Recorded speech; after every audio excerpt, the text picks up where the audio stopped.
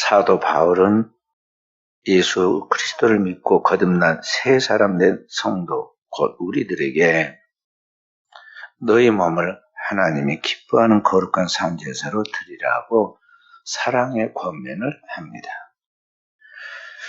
그리고 그러한 것들이 오늘의 시대에 하나님이 기뻐하시고 받으시는 영적 예배다. 주님이 사마리아 여인에게 영과 진리로 예배할지니 이렇게 예배한 자 아버지가 찾으신다고 말하는 바로 그 영적 예배가 이러한 것이라고 가르쳐주고 있습니다. 그래서 오늘 우리는 이제 신앙생활에 나가면서 사람들이 그냥 표같이 하나님께 영광 돌리는 그런 미사 요구, 막연한 생각과 구호로 끝나는 신앙생활을 형식적으로 해서는 안 되고 정말 구체적으로 어떻게 하나님을 섬김으로 영광을 돌릴 것인가, 내 몸을 하나님께 바쳐서 어떻게 영광을 돌릴 것인가를 구체적으로 우리가 실천해 나가도록 해야겠습니다. 오늘날 교회 성도들에 충성하는 사람들이 있습니다. 교회 성도가 교회 안에서 아침부터 저녁까지 봉사한다고 해서 다 그것이 형제를 섬기고 교회를 위하는 것이 아닙니다. 하나님께서 성경을 통해서 우리에게 가르친 그 원칙을 따라 봉사하고 충성을 해야 이것이 하나님 앞에 연락되는 것이다 하는 것이죠. 교회마다 수가 많든 적든 간에 하나님 앞에 몸과 마음, 시간과 물질을 드리면서 전력 다해 봉사를 하는 사람들이 있습니다. 그래서 교회가 유지됩니다.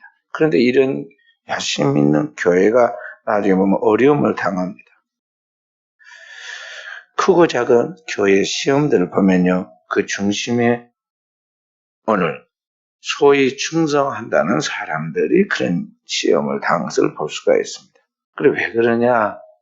하나님의 말씀을 따라 성경의 원리대로 충성하고 봉사를 해야 하는데 자기 생각대로, 자기 그냥 기분대로, 자기 하고 싶은 대로 그렇게 자기 열심으로 하다 보니까 충성은 한 것 같고 뭔가 일어난 것 같은데 결국에 가서는 넘어지고 시험에 들어요. 그래서 자기가 넘어진다 그러잖아요. 다 일한 것 같고 수고한 것 같은데 이게 이제 나중에 보면 자기가 엎어가지고 자기 성질을 못 이겨가지고 그 성질 부리다가 또는 자기 자신의 그런 감정 또는 자기 자신의 지식, 자기 자신의 뭔가 그 어떤 편견에 빠져가지고 이렇게 넘어져서 하나님의 그 대열에서 축복의 대열에서 이탈하는 것을 볼 수가 있어요. 그래서 오늘 우리는 하나님의 교회에서 성경을 통해 우리 성도들이 꼭 알고 봉사해야 할 그 기본적인 원리가 무엇인가 하는 것을 살펴보도록 하겠습니다. 여러 가지가 나오는데요. 오늘 저는 이걸 줄여가지고 4가지로 말씀을 드리려고 합니다. 첫째, 오늘 하나님께서 우리에게 하나님의 교회에서 충성할 때 제일 중요한 거 크게 기억해야 하고 나갈 게 뭐냐면 사랑으로 하나님 앞에 봉사하라는 것입니다. 여기 9절의 말씀, 사랑에는 거짓이 없나니 악을 미워하고 선에 속하다. 그래서 여기 하나님 앞에 부지런히 충성을 하고 열심을 다하되 그 모든 것이 뭐냐면 사랑으로 하라는 것이 사랑으로.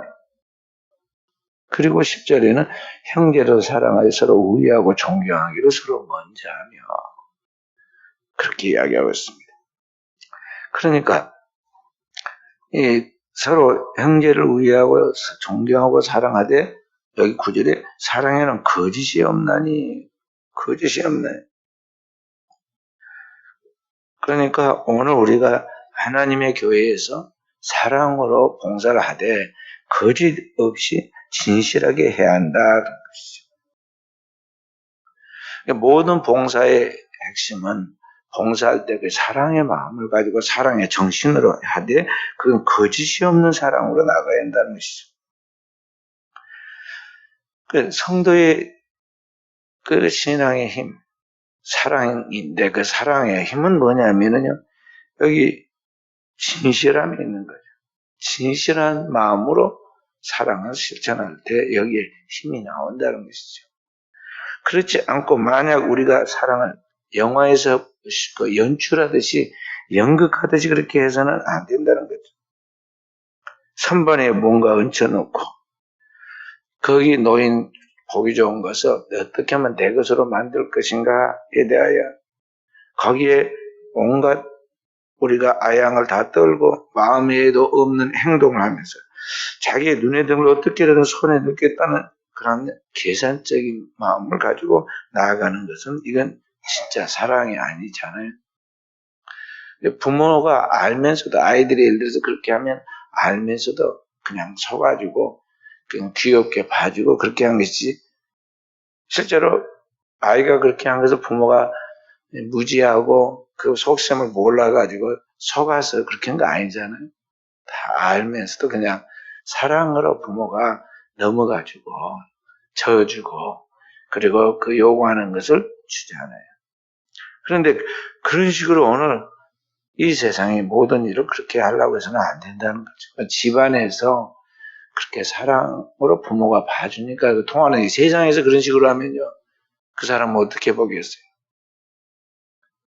A로 한 번, 두 번은 그냥 눈을 감아주겠지만 속으로는 다 체크를 한단 말이죠. 사람들이.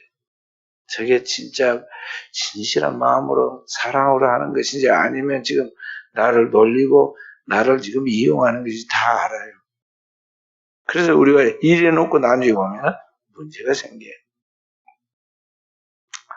하나님께 대한 사랑이 없이 그렇게 찬양하고 말씀하고 기도하고 나간다면 그것이 거짓이고 그것이 외식이듯이 오늘 이 땅에 많은 사람들이 연출하는 식으로 이 거짓된 사랑으로 서로를 속이면서 그렇게 하다가 결국에는 나중에 이게 안에 드러나가지고 상처를 주고 상처를 받고 막 그러잖아요. 이 사랑은 오늘 우리의 삶 속에서 의지에 속하는 거예요. 그러니까 우리가 생각할 때 사랑은 감정인 줄 알지만요. 이 감정 깊은 곳에 사람을 움직이는 힘이 있는데 그게 뭐냐면 사랑의 의지예요. 그러니까 진정한 사랑은 지속성이 있잖아요. 부모가 자녀에 대하여 사랑하는 그 사랑을 보면 그냥 오늘만 한번 반짝이고 말지 그건 아니잖아요. 이혼일 하든 예쁜 짓을 하든 아이에 대해서 계속 반복적으로 지속적으로 그걸 돌봐주잖아요. 그게 사랑이잖아요. 아이들은 자기를 돌봐주는 엄마에 대해서는 그냥 사랑을 소홀하게 생각하고 상상 속에서 연예인을 좋아하고 뭐 어디 나오는 뭐 스타를 좋아하고 엄마 생일에는 사고 하나도 안 사갖고 온 아이가 그 자기 팬클럽에 들어가가지고 거기다는 뭐 포인트를 보내고 선물을 보내갖고 사고 보내고 엄마 고생한다고 좀 수고 옆에서 덜어주려고 생각하고 연예인이 뭐 어디에서 누구한테 당했다 그러면 거기에 대해서 막 같이 울고 웃고 난리가 아니잖아요. 자, 진정한 사랑의 그 힘을 모르는 아직은 아이들은 모르는 거죠. 그런데 그럼에도 불구하고 부모는 그런 철이 없고 어리숙하고 심지어는 부모의 사랑을 좀 소홀히 하다 못해 배신하는 것 같은 그런 아이, 자녀를 놓고 끝까지 돌봐주잖아요. 그 사랑의 지속성. 이게 거짓없는 사랑이죠. 그래서 진정한 사랑은 거짓이 없는 진실과 성실이 없으면 할 수가 없는 거예요. 그러니까 어느 날에 그렇게 기분이 좋고 눈물겹도록 사랑해서 자기 몸을 다 바쳐 사랑했는데 내일은 사랑 안 한다. 그러면 그게 사랑이냐? 그건 사랑이 아니에요. 그건 변덕이고 육신의 정욕이죠. 그렇잖아요. 선거철만 되면 대통령 후보 누구 따라다니면서 계속 어떤 여인이 뭐 말을 하고 심지어는 거기에 대해서 자기가 정반대의 표현을 하잖아요. 과거에는 사랑했는데 지금은 증오를 하고 막 그래서 내가 따라다니면서 안 되게 할 것이다. 그게 사랑이에요? 그건 사랑 아니잖아요.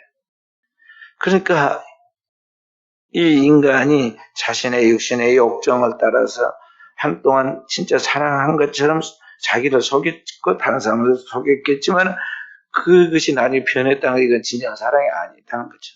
그냥 단지 인간의 본능적 이 육신의 욕정을 서로가 추구하다가 그게 바꿔졌던 것이죠. 그래, 경건 신학자 리처드 포스터는 뭐라고 하냐, 거짓된 사랑을 변덕스러운 방법으로 섬기는 것이다 그랬어요. 꼭 그렇게 변덕스러운 사람처럼 오늘 하나님의 교회에서 신앙생활을 할 때도 그런 식으로 나가면 이건 진정한 사랑이 아니고 그렇게 해서는 안 된다는 거죠. 섬기고 싶은 기분이 들 때만 섬긴다. 내 기분에 따라서 그렇게 하나님의 교회를 섬기고 교회에서 봉사를 하고 교회에서 일한다는 그것은 진정한 사랑이 아니다. 거짓된 사랑이라는 것이죠. 독일의 유명한 행동주의 신학자였던 본헤퍼는 그렇게 말했어요. 영적인 사랑은 예수 그리스도로부터 오는 것이고 그분을 섬기는 것이다. 그래서 영적인 사랑은 우리가 다른 사람에게 대해 직접적으로 접근할 수 없다는 것을 안다. 그러니까 오늘 우리가 주님을 사랑하는 그 사랑은 내가 사랑한 게 아니라 주님이 먼저 나를 그렇게 거짓 없이 내가 이 땅에 태어나기도 전에 이미 나를 구원하고 살리기 위해서 내 죄를 짊어 십자가에서 대속하신 것 같이 오늘 내가 그 하나님을 사랑하고 그 하나님의 사랑을 가지고 세상에 있는 사람들을 사랑한다는 것은 그런 것이라는 거죠. 그런 영적인 사랑을 되는 것이고 그것은 오늘날 사람들에게 꼭 피부로 접촉하거나 또는 이러한 것들에 대해서 어떤 조건이 주어져서만이 되는 게 아니라는 거죠. 우리에게는 그러한 하나님의 영적인 사랑이 가득 차 있어야 하는데 이걸 뭐라고 하냐? 아가페 사랑이라고 그러죠. 거룩한 하나님이 우리에게 보여준 신적인 사랑이다. 그런 것이죠. 그래서 오늘 우리는 예수 그리스도만을 섬기는 그런 영적인 사랑을 가지고 사랑해야 하는데 그런데 내가 그걸 사랑할 수 있느냐? 나는 그걸 못한다 이 말이에요. 인간의 한계를 우리는 느껴요. 나는 왜 안 되는가?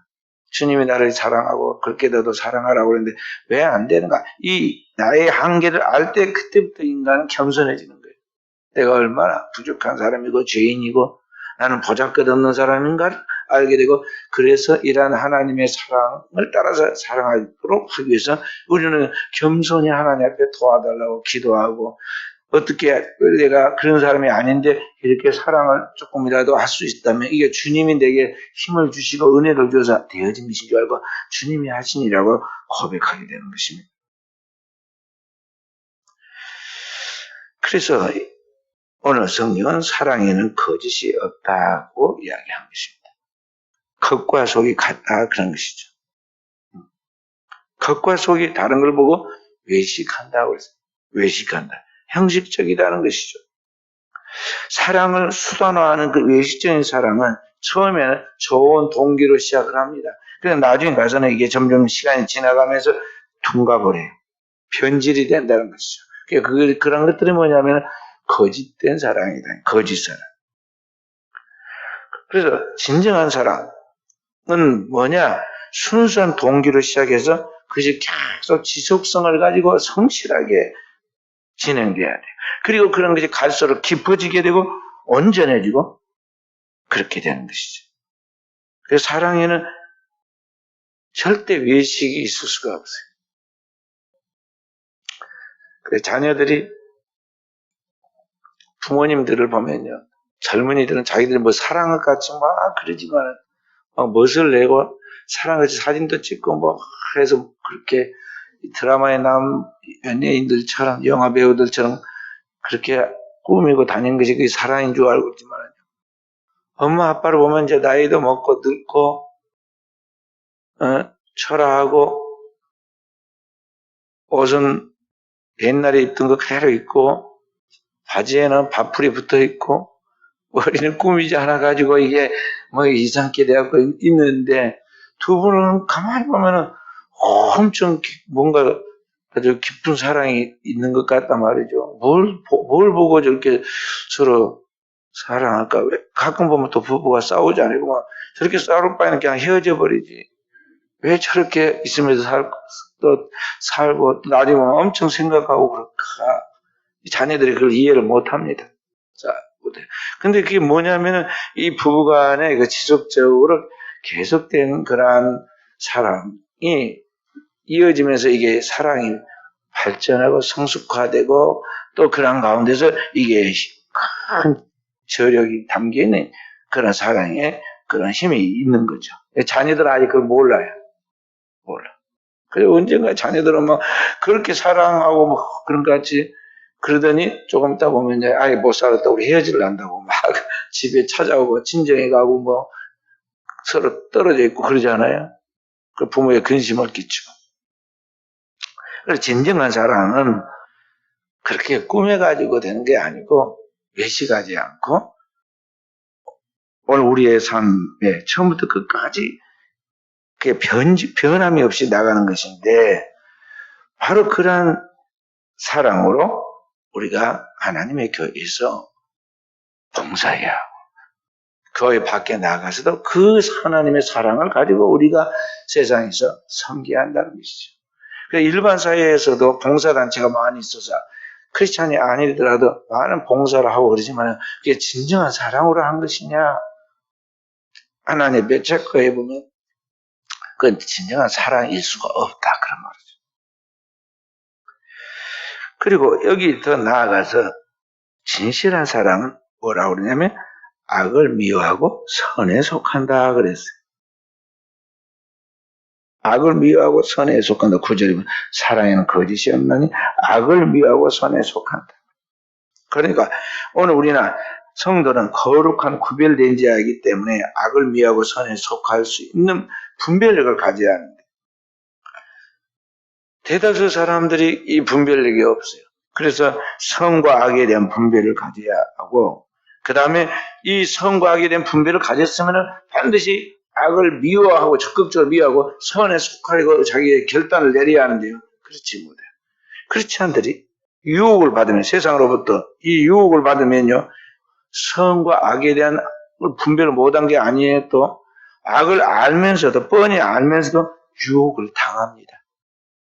자기가 슬그머니 모른 척하고 넘어가는 거예요.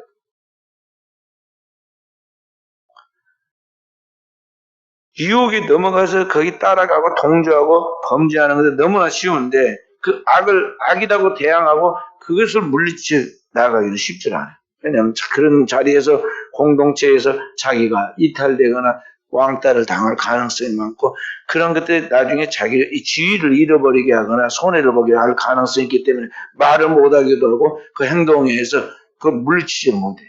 그래서 사람들이 그대로 머뭇거리다가 결국에 가서는 그리스도인의 속음의 맛과 같은 정체성을 잃어버리고 다 다른 사람들은 요 사람은 교회 교인인지 집사인지 권사인지 장로인지 목사인지 다 아는데 자기만 혼자 눈을 가리고 다른 사람이 모르겠지 나도 그냥 모른 척 해줘야지 그러고 있어요. 다른 사람이 그런 것은 사람들은 말 안 해. 그런데 크리스찬이 그러고 있으면요 반드시 그 사람에 대해 불신하고 그 사람에 대하여 사람들이 뒷말을 합니다. 그렇기 때문에 그리스도인은 적극적으로 나아가야 돼요. 악과 싸워야 한다는 거죠. 악을 미워하고 선에 속하라. 그래서 적극적으로 아닌 것은 하나님의 진리가 아닌 것은 우리가 거기서 딱 벗어나야 하고 더 적극적으로 나가서 우리는 하나님의 진리 편에 서서 선에 속한다는 것이죠. 오늘 하나님의 교회에서 또 그리고 우리 성도들이 이 형제들을 해칠 수 있는 공동체를 해칠 수 있는 것이 있다면 그에 대해서 적극적이고 분명하게 미워하고 대신 하나님의 선에 속하려고 그러는데요. 어리숙한 언행을 합니다. 대단히 자기가 하나님보다 자신이 더 사랑이 많고 자기가 더 하나님보다 인자하고 자신에게는 사랑이 막 하나님보다 더 많은 것 같이 하나님도 아니다 그런 것을 갖다가 자신이 두리뭉실 이렇게 막 이상한 행동을 해요. 공동체를 흐립니다. 성경 분명히 악을 미워하고 선에 속하라고 하나님의 성령으로 우리 안에 이건 아니다 하나님 진리가 아니다고 가르친 데에 대해서 분명히 아니다는 것을 선을 긋고 거기에 나와야 돼요. 그리고 그 악에 동참하지 않을 뿐만 아니라 적극적으로 선에 속하여서 하나님 뜻을 이루어가는데 거기에 힘을 모아야 하는 거죠. 근데 우리가 어떻게 하나요? 그렇게 안 해요. 세상 사람들 처세술 쓰듯이.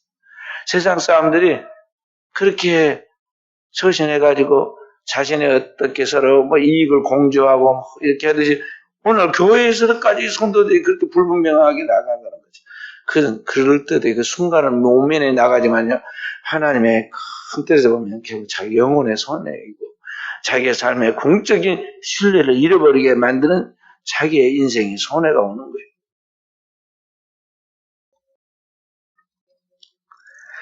오늘 교회에서 사람들이 막 사랑을 말하고 사랑으로 이야기한다고 말하면서 뒤돌아서 가지고는 따로 모여갖고는 막 비토를 하고 다른 사람을 감정을 상하게 하고 중상을 하고 그렇게 하는 사람들을 많이 봅니다. 왜 그렇게 이중성을 띌까요? 오늘의 내가 여기서 아닌 것은 저기서도 아니라고 말할 수 있어요. 성경은 진짜 사랑 얼굴 대놓고 면책해야 한다고 했어요. 이거 아니다. 싫어하든 좋아하든 이건 진리의 말씀이 아니니까 아니라고 말해 줌으로써 그 사람도 깨우치게 해주는 그게 사랑이지. 앞에서는 대단한 사랑을 가진 사람이 저기서 뒤돌아서 갖고는 진짜 사람하고는 아주 안 되겠다고 별 이야기를 다 하고 막 그렇게 해서 그렇게 하면 안 된다 이 말이에요. 항상 그리스도인은 선에서 시작해서 선으로 끝나야 돼. 그리고 악에서는 악인의 길에 서지 말아야 하고 악인의 길에 동조하거나 동참하지 말아요. 오늘 우리가 그런 자리에 섰으면 즉시 깨끗하게 자기 자신을 놓고 하나님께 회개해야 돼. 그래서 항상 우리 그리스도인은 진리의 편에 서서 복된 길에 서서 나가야 한다는 것입니다. 에베소 5장 2절에 이렇게 말합니다. 그리스도께서 너희를 사랑하신까지 너희도 서로 사랑 가운데 행하라. 그는 우리를 위하여 자신을 버려서 향기로운 제물과 생주를 함께 드리셨느니라.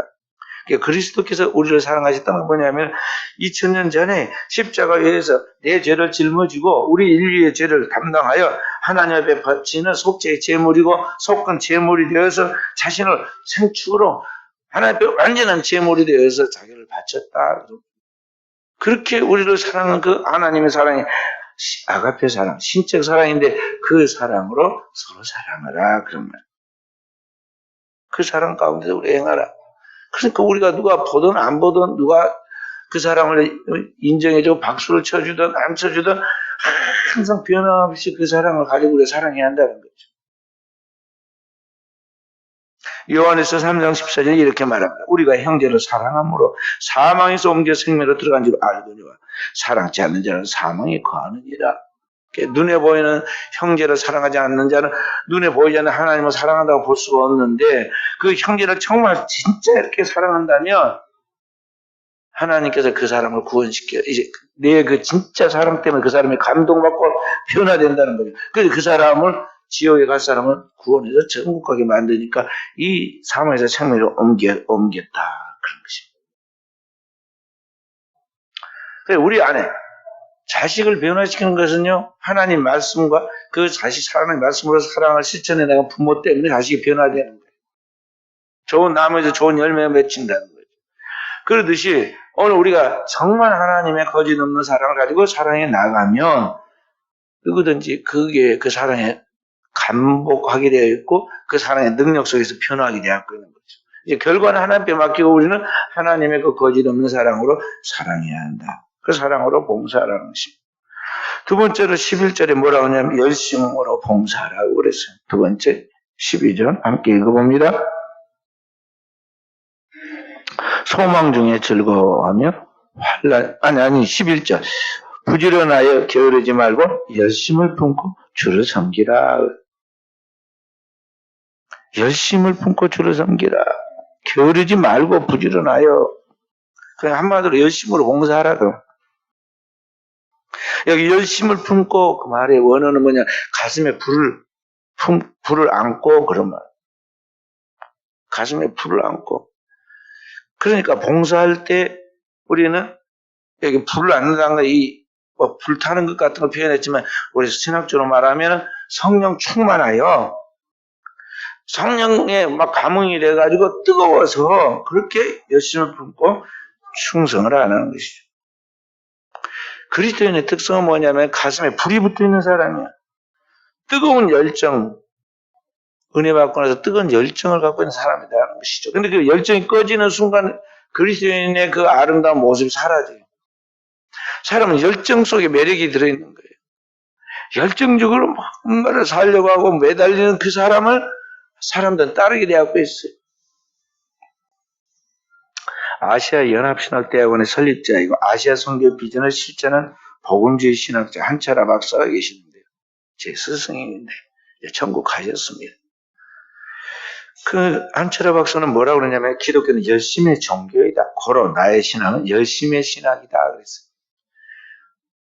제가 신학을 공부할 때 우리 장신대 최초의 초대 학장이 이종성 학장이 있고 그 통합신학을 그분은 강조했고요. 또 한 분은 아시아연합신학대학원의 한철아 박사 그분이 이제 그 학교의 그 당시 학장이었습니다. 이 두 분이 갈라섰어요. 원래는 한 뿌리였는데요. 이분이 갈라섰습니다. 이분은 통합신학을 강조하고 강조하는 한쪽에는 아니다. 확실한 말씀에만 서야 한다고 복음주의 신학을 강조했어요. 한철아 박사는 복음주의 신학을 강조했는데 이종성 학장은 자신의 신학을 뭐라고 정의했느냐면요. 나의 신학은 나그네 신학이라고 그랬어요. 다 자기가 은혜 받은 것을 쫓아서 신학을 정리한 거죠. 한철아 박사는 자기가 스스로 고백하자면 나의 신앙은 열심히 신학이다.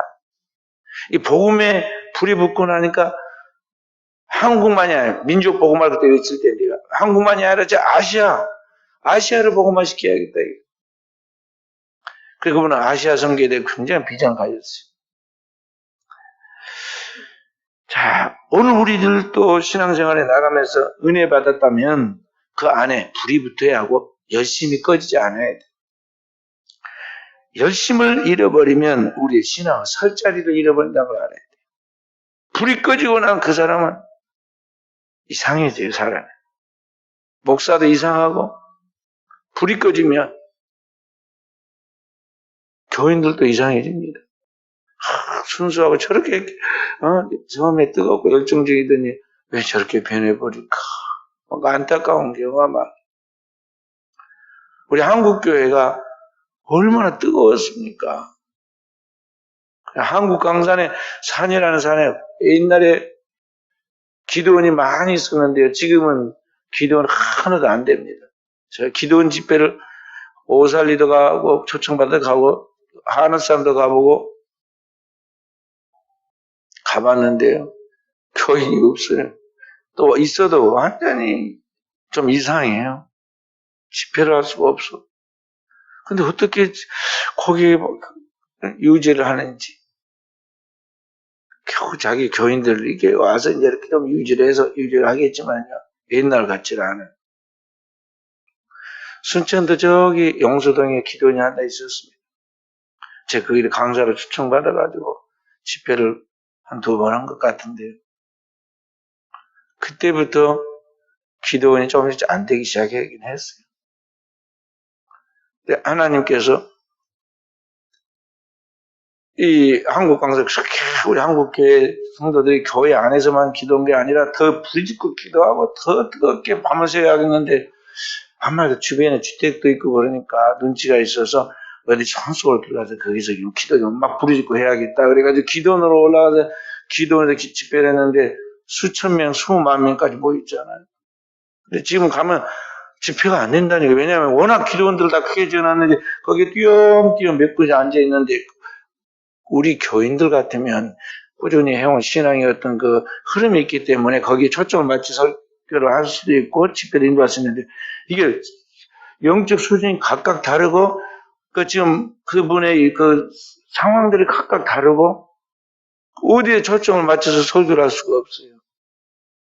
은혜를 나눠야 하는데 그 기도원 집회들이 하셔야 하는데 한국교회가 초대교회의 그 뜨거운 열정과 열심히 불이 꺼졌어요. 이걸 어떻게든지 몸에 내보려고 뭐 성경 공부를 한다, 제자 훈련을 한다 막 해보는데 지금 현재 이것도 저것도 잘 안 되잖아요. 이제 요새는 코로나가 돼가지고 코로나 시대가 돼가지고 이제 더욱 좋아졌어. 뭐가 좋아졌어요? 변명하기가 좋고 놀기가 좋아졌어. 그래서 이 젊은이들은 교회 가기 싫으면 다 영상으로 예배 드렸다고 그래요. 제가 어저께도 어디 갔다가 오다가 차에서 기도를 하면서 이제 오늘 찬양을 부르고 오는데 딱 생각이 나는 거예요. 그래서 내가 전화를 했습니다. 누구 요새 교회 나가냐? 아니, 요새 코로나 때문에 영상으로 예배 드린다고 그래갖고 집에서 그냥 예배 드린다고. 절대 그렇게 하면 안 된다. 강제로라도 끌고 교회 가야 한다. 교회 가서 예배 똑바로 드려야지 그렇게 영상으로 된다 그 말을 그냥 적당히 넘어가면 안 된다. 왜냐하면 그게 습관화되고 조금 따는 예배 안 드리고 그렇게 되니까 교회 성도의 공동체가 하나님께 구별된 그 교회에서 하나님 예배해도 지금 예배가 제대로 안 드려질 때가 많은데 집에서 그렇게 막 에어컨 그 예배가 아니다. 전쟁터에 들어가 있는 것도 아니고 그렇게 하면 안 돼요. 알았다. 다음 주부터 꼭 데리고 가려다. 오늘 이 예배가 지금 이 예배 드리는 것도 전부 다 이렇게 이제 화상으로 했다는 또 뭘 했다고 그러는데 그게 진짜 예배인가 하면요 그렇지 않아요. 그 다음에 지금 TV 맡으면 어느 교회 막 유명한 교회들이 지금 영상 헌금 내고 그걸로 지금 해놔서 그거 틀어놓으면 예배 드린 것 같잖아요. 그 설교도 나오고 그러니까. 그거 아니에요. 그 흉내를 내고 예배 드린 것 같이 기분이 들고 영화 보듯이 드라마 보듯이 보면서 그 예배를 드린 것 같이 보이지만요. 그 영상에 보고 있는 드라마가 나의 삶의 실제가 아니잖아요. 그리고 오늘의 나의 삶의 실제 아무리 영상을 많이 봤다고 하더라도 영상 속에 나와 있는 음식, 영상 속에 나와 있는 그런 것들이 나의 현실의 삶에 실제적인 영향을 주거나 나의 삶에 어떤 구체적인 힘이나 도움을 주는 건 아니잖아요. 그냥 가상세계예요. 그 가상세계 속에 있는 교회에 우리가 동참한단 말이죠. 그것도 이미 예배드려 버린 지 며칠 된 것 또는 몇 시간 지난 것을 남의 그걸 갖고 와가지고 우리가 들은 것까지 흉내를 내지만은 그거 아니죠. 예배는 오늘 지금 여기에서 하나님의 임재 속에서 내 혼과 영과 육신을 다 모아가지고 하나님께 올리는 경배와 찬양이 그게 예배인데 그 예배 현장에 주님이 임재하시고 그에서 말씀하시고 그 가운데 역사하시는 거예요. 생명의 구체적인 교류가 있어서 마치 영화에서 아무리 물을 마신 내 목에 갈증이 해결이 안 되듯이 오늘 그렇게 했고는 내 생명이 내 안에 흘러 들어온 게 아니다 이 말이죠. 마치 그렇게 된다면요 영상을 통해서 내가 하나님도 불러낼 수 있고 영상을 통해 컴퓨터를 통해서 하나님 답도 찾아서 딱 내가 불러낼 수 있고 그런 거 똑같은 이야기예요.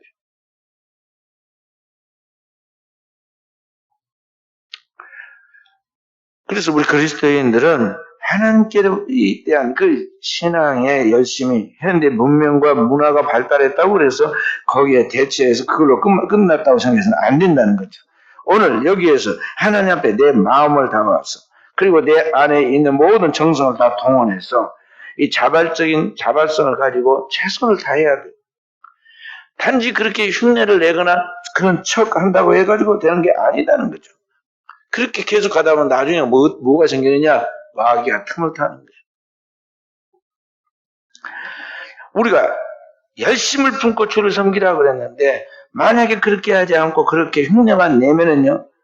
이제 이 게으르게 오늘 여기 말씀한 같이 보면은 게으르게 나갈 때 부지런하지 않고 게으르게 나가면 그 다음에는 뭐가 오느냐? 나티한 그 속에 사단이 틈을 타는 거예요. 실제로 잠언 6장 10절 11절에 뭐라고 그러냐 좀 더 자자 좀 더 졸자 손을 모으고 좀 더 눕자면 네 빈궁이 강도같이 오면 내 공평이 군사같이 이르리라. 이 강도가 뭐냐 도적이 원수 마귀단 말이죠. 원수 마귀가 이 게으른 자에게 타고 들어와요. 안일하게 살아가는 그 속에 역사한다는 거죠. 그래서 우리 그리스도인은 계속 음식을 데우듯이 밥을 크게 되도록 가열시켜가지고 계속 보온을 시키듯이 우리의 영혼이 식지 않도록, 우리의 삶의 신앙이 식지 않도록 자기 자신을 날마다 쳐서 복종시키고 하나님 앞에 말씀과 기도와 찬양으로 자기 영혼을 뜨겁게 만들고 그 뜨거운 그런 열심을 가지고 열정을 가지고 하나님의 교회에서 하나님의 일에 봉사하고 충성을 한다. 그런 것입니다. 일본은 우리나라 인구보다, 우리나라 남북을 향한 인구보다 2배, 3배 가까이 많습니다. 2억 정도 되니까 우리나라 남북 다 합해 한 7천만, 7,500 정도밖에 안 되잖아요. 그러니까 그렇게 많은데 가보면은요, 일본에 가보면 거리에 그 사람들이 별로 없습니다. 그럼 일본에 그렇게 많은 사람, 우리나라보다 2~3배 가까이 많은데 우찌 없는 거 그러면 일본 사람들 다 일해요. 일은이라고 결이 사람이 없어. 그리고 그 사람들이 또 시간을 얼마나 아껴서 사용하는지 모릅니다. 그리고 그 사람들은 길거리 사람이 없는 것이 뭐냐면 땅 밑으로 지하철로 되게 차 타고 다녀요. 지하철 타고.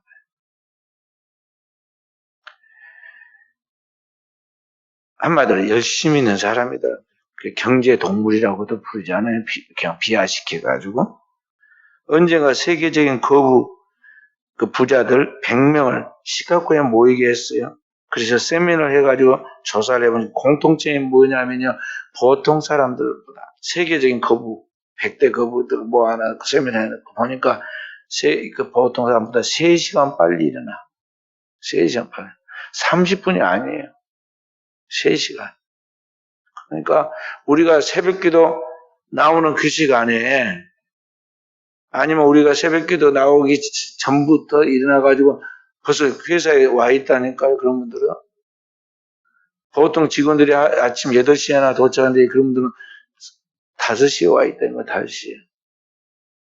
회사에 와 있어. 그냥 CEO가 되고 큰 기업들을 갖다가 일구어서 가는 게 아니에요. 그만큼 부지런하고 그만큼 열심히 하는 거예요. 뭔가 희생하라고 그렇게 열정을 갖고 하루 이틀이 아니라 꾸준히 나가니까 기업이 되고 큰 세계적인 그런 갑부가 되는 거지 그냥 되는 게 아니다는 걸 알아야 돼. 그래서 오늘 우리는 주님을 섬기고 주님께 인정받고 영광 돌리고 하나님의 거룩한 상을 받으려고 한다면 열심을 가지고 주를 섬겨야 한다는 것이죠.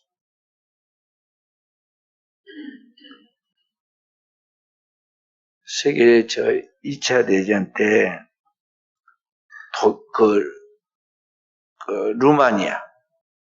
루마니아 공산국가에서요. 그 당시에 루마니아의 리차드 범브란트라는 목사님이 예수 믿는다는 것 때문에 포로 생활을 했어요. 그 어느 교도소에 갇혀 있었는데 침침한 깜방에 그 목사님을 비롯해서 죄수들이 30명 정도나 많이 갇혀 있었어요. 어느 날 신입 죄수가 하나 들어왔어요. 그래서 신입 죄수가 들어와서 가만히 쳐다보니까 여기서 얼굴이 본 것 같아요.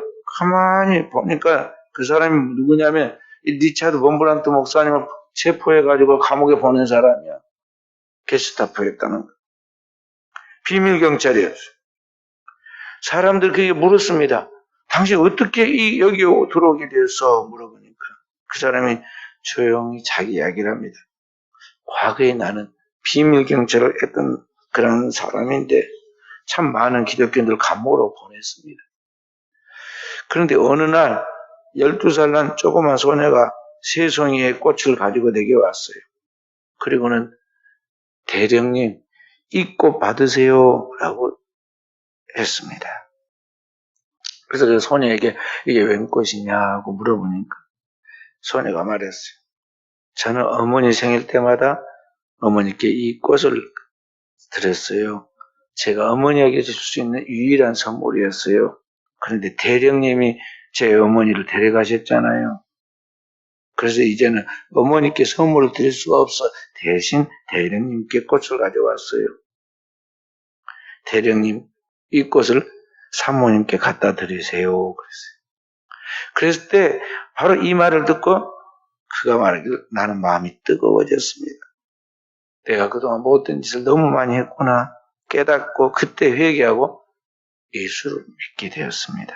그래서 예수 믿는 다음 그때는 결국 나도 체포가 되어 감옥에 여기 들어온 것입니다 하고 고백을 했어요. 그러니까 여기 한 소녀의 깨끗한 마음을 가지고 주를 섬기는 이 소녀가 사실 그 무서운 사람 아니에요. 자기 엄마를 잡아가 버린 사람이고 그 사람 앞에 가서 꽃을 주면서 전도할 만큼 이 아이가 마음만 깨끗한 걸 얼마나 열심히 있었느냐 하는 거죠. 그러니까 그 강박한 피도 눈물도 없는 것 같은 그 비밀 경찰이 마음이 한순간에 그 참 사랑 앞에 녹아져 버린 거예요. 그러니까 오늘 우리가 주님을 믿을 때 이것저것 따지고 계산하고 그러지 말고요. 그냥 하나님께서 내게 주신 은혜를 따라서 열심으로 최선을 다하는 거예요. 하다 보면은 되는 것도 있고 안 되는 것도 있고 봄에 꽃핀 것도 있고 여름에 피는 것도 있고 가을에 피는 것도 있는데 결과는 하나님께 맡기고 우리는 내가 할 수 있는 최선을 다하라 하는 것이죠. 현대인들은요 부지런 같은 쓸데없는 일에는 부지런히 바쁘고 진짜 중요한 삶의 우선순위를 먼저 하는다라고 돌아가는 영적인 일에는 너무나 게을러요. 현대 크리스천들 너무 게으르지 않아요? 이게 문제라고. 초대교회 성도들에 비교할 때 2000년 전이나 우리 한국교회 100년 전이나 우리 초대교회 성도들의 신앙생활을 비교해보면 완전히 거꾸로 됐어요. 게을러. 옛날에는 힘 안 들었어요. 농경사회 속에서요. 하루 덤밭에 가서 일하고 밤늦게까지 뒷처리하고 뭐 하고 다 하고 힘들어요. 그래도 또 은혜 받는다고 은사 받는다고 교회 가거나 못 가면 산에 가서 기도하고 그렇게 하면서 영적인 그런 거 불태웠단 말이죠. 또 현대인들은 어때요? 조금만 하면 피곤하다는 둥, 힘들어서 못한다는 둥. 제가 어느 날 새벽 기도할 때 우리 성도 한 분이 교회에서 잤어요. 그래서 내가 잘했다고 그랬습니다. 그냥 피곤하니까 들어갔다가 저녁에 기도하고 들어갔다가 못 나올 가능성이 있으니까 자기를 못 믿는다 이 말이에요. 그러니까 자기 몸뚱이를 못 믿어. 여기 피곤해하면 아무것도 안 들리잖아요. 그러니까 교회에서 잤어. 교회를 자. 제가 그랬습니다. 제 집사람한테. 오늘 이제 편하게 잘 자서 오늘 참 좋을 것 하고 내가 그랬어요. 그때 우리 집사람이 교회에서 그 자는데 뭐가 편안했거냐고. 마음이 편했지. 영혼 기도를 하고 기도를 빠지지 않고 저녁기도하고 아침이 됐으니 영혼이 편안하고 영혼이 편안해야 그 다음에 뭐 육신이 따라오고 육신은 해결되지. 육신 몸뚱이면 아무리 10시간씩 누워나 봐야 뭔 조금만 스트레스를 받거나 조금만 그러면 금방 뒤집어지잖아요.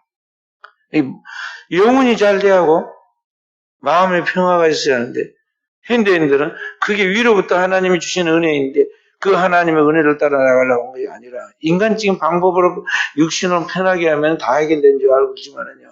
그게 아니에요.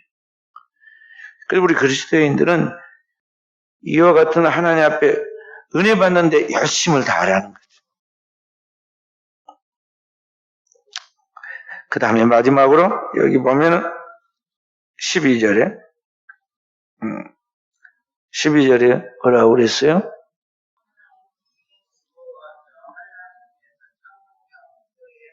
힘쓰라 그랬죠. 이게 뭐냐면 어려워도 봉사하라 그런 말입니다. 어려워도 봉사하라. 우리가 하나님을 믿고 나아갈 때 예수 잘 믿고 나아가면 모든 일이 편안해지고 형통한 것 같지만 꼭 그렇지는 않잖아요. 그래 때때로 어려운 일들을 만나게 되는데 그때도 오늘 우리는 어려움 가운데 놓여 있어도 그런 때일수록 더욱 하나님 앞에 소망을 가지고 섬기고 기뻐하면서 봉사하고 인내하면서 봉사하고 기도에 힘쓰면서 봉사하고 그렇게 해서 나아가라는 것이죠. 한마디로 하나님 앞에 충성하다가 봉사를 중단해서는 안 된다. 마귀가 순간순간 우리한테 악한 마음을 줘요. 게으른 마음, 악한 마음을 줍니다. 근데 그리스도인은 이러한 어려움, 환난을 당하면 환난이 그 사람에게 연단을 통해서 인내를 만들어주고 그리스도인다운 그러한 영성과 영적인 체질을 갖게 만들어주고 그 안에 어떤 시험도 이겨나갈 수 있는 계속 하나의 영적 내성을 줘요. 그래서 어떤 시험도 다가와도 감당할 수 있을 그런 능력을 준다는 것이죠. 그리스도인은 항상 현재에 감사하고 미래는 하나님이 책임진다는 걸 알고 소망을 갖고 나가고 그렇게 해서 나갈 때 오늘 우리의 삶 가운데 하나님께서 우리의 삶을 이끌어가는 것을 우리가 발견할 수가 있다는 것입니다. 그래서 고린도서 13장에 믿음, 소망, 사랑 이 세 가지는 꼭 잊지 말고 간직하고 나가야 한다고 가르친 것입니다. 자, 마지막에 여기 13절 말씀이 있는데 13절 말씀은 한마디로 정리를 할게요. 13절은 뭐라고 그랬어요? 성도들이 쓸 것을 공급하며 손 대접하기를 힘쓰라. 그래서 한마디로 나누면서 봉사라는 것입니다. 2000년 전에 사도 바울이 로마서를 쓸 때 그때는요. 예수 믿는 사람들이 거의 노예들이거나 여인들이고 과부들이 한마디로 극빈자들이었단 말이죠. 그런데 그런 사람들이 어디 나가면 딴 데 가면은 그분들이 여관에 들어가서 살겠어요? 그런 형편이 안 되는데. 그러니까 믿는 형제 집으로 간다고. 없는 살림살이에 다른 손님이 오면 얼마나 또 부담이 되겠어요. 그런데도 초대교회 성도들은 그렇게 은혜로 이렇게 주님 섬기듯이 그렇게 했어요. 그러니까 오늘 우리는 신앙생활에 나아가면서 기도를 항상 힘쓰고 나아가되 우리가 할 수 있는 최선을 다해서 그 모든 일들에 성도들이 쓸 것을 공급하고 이와 같은 나그네들에 대해서도 이유를 불문하고 잘 섬겨라 그러면 거기에 하나님의 은혜가 넘친다. 그리고 그런 것을 통해서 하나님께 영광이 올라간다고 말씀하고 있어요. 현대사회와 패러다임은 같지는 않죠. 현대사회는 너무 편하게 생활하잖아요. 전부 다 이렇게 다 식당에 가서 뭐 대접하고 호텔이나 여관으로 사람 보내고 그렇게 하지만은요. 그리스도인들은 하나님의 그 사랑을 가지고 오늘 이 모든 사람을 대할 때 그렇게 하라는 것입니다. 히브리서에 보면 뭐라 말씀하셨느냐면 손님을 잘 대접하다가 우연중에 천사를 대접한 경우가 있다. 그래서 그렇게 해서 복받은 사람이 있지 않느냐. 누구를 지금 이야기하고 있느냐. 아브라함과 그의 조카 롯을 이야기한 거예요. 손님을 대접하다가 나그네를 대접하다가 천사를 대접하게 돼서 그게 대변 것이 되어가지고 하나님의 응답과 축복을 받았지 않느냐는 거죠. 오늘 우리는 모든 사람을 대할 때 주님을 대하듯이 항상 그런 중심을 가지고 주께서 내게 주신 그 은혜를 따라서 이 하나님의 사랑을 삶 속에서 실천하고 나눌 때 거기에 하나님이 함께 하시고 성령의 역사하신다는 것입니다. 오늘 또 우리가 우리의 몸을 어떻게 주님께 영광 돌릴 것인가? 주님이 우리에게 네 가지를 말씀한 것을 잘 기억하면서 저와 우리 사랑하는 성도들이 그리스도인의 거룩한 빛, 그리고 그리스도인의 그 생명의 선한 영향력을 이 세상에 나타내므로 하나님의 영광을 드러내는 깨어있는 종들이 되어져야 하겠습니다.